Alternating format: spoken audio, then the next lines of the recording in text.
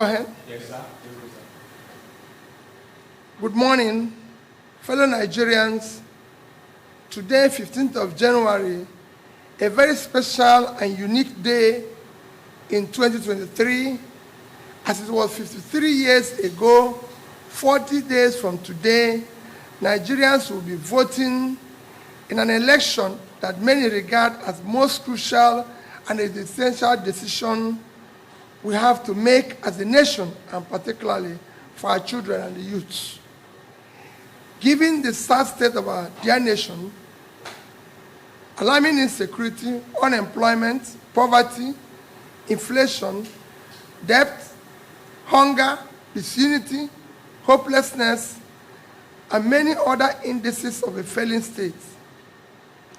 It is also 15th of January, 53 years ago, a very special red letter day for Nigeria, that the booming of guns and other paraphernalia of battle were formally silenced in a 30-month civil war in which millions of lives were regrettably lost and an unquantifiable number of properties destroyed.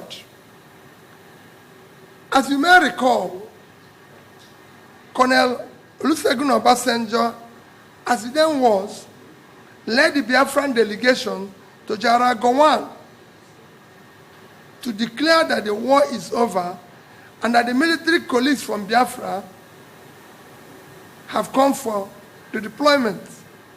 It is stated, to keep Nigeria one is a task that must be done,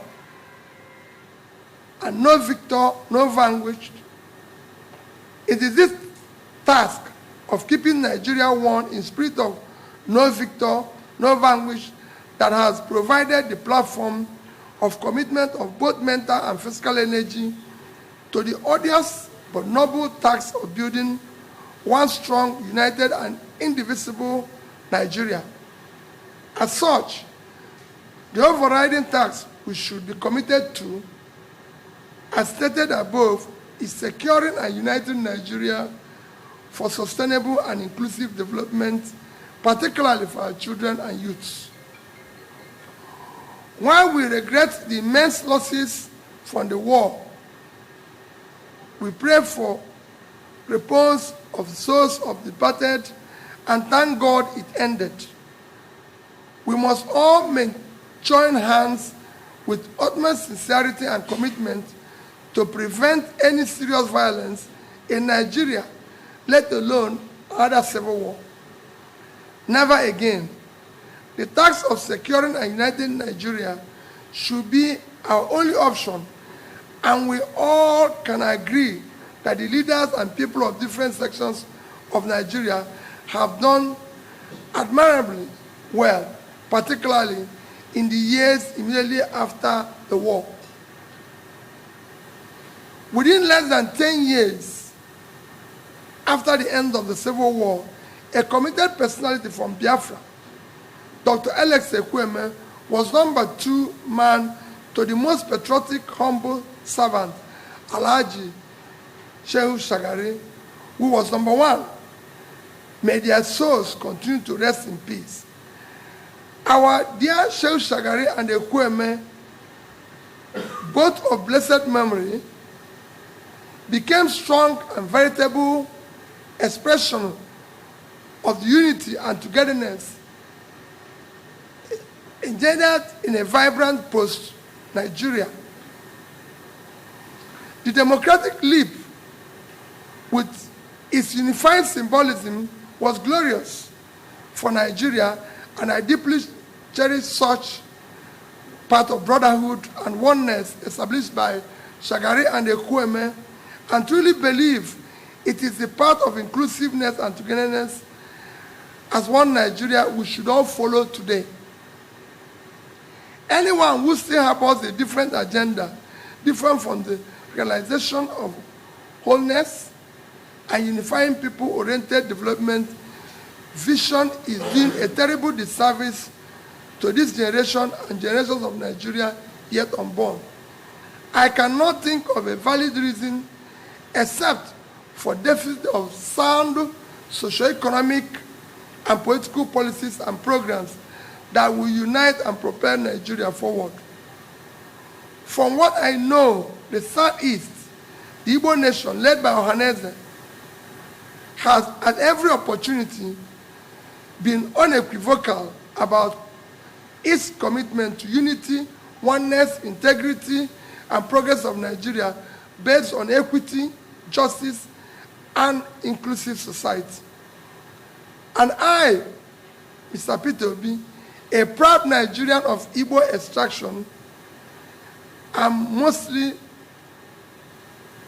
truthfully, and wholly committed to the stand of one united, secure, and progressive Nigeria. It's also worth calling a spade a spade. There are youths all over Nigeria who are frustrated because of injustice, poverty, lack of opportunities, employment, apparent exclusion. Such youths will seize upon and use anything or tool to express their frustration and anger. Nation building and order society are now imperative. We must win those that can be won through creation of society where equity and justice will prevail, a society where basic freedom, necessities of life, such as health, job, skills, empowerment are provided. There must be a national program for those who will accept carrot approach. For those unwilling to use the carrot approach, the stick option will freely justified and applied. We must put order in our society, and where necessary, justice will be tampered with mercy.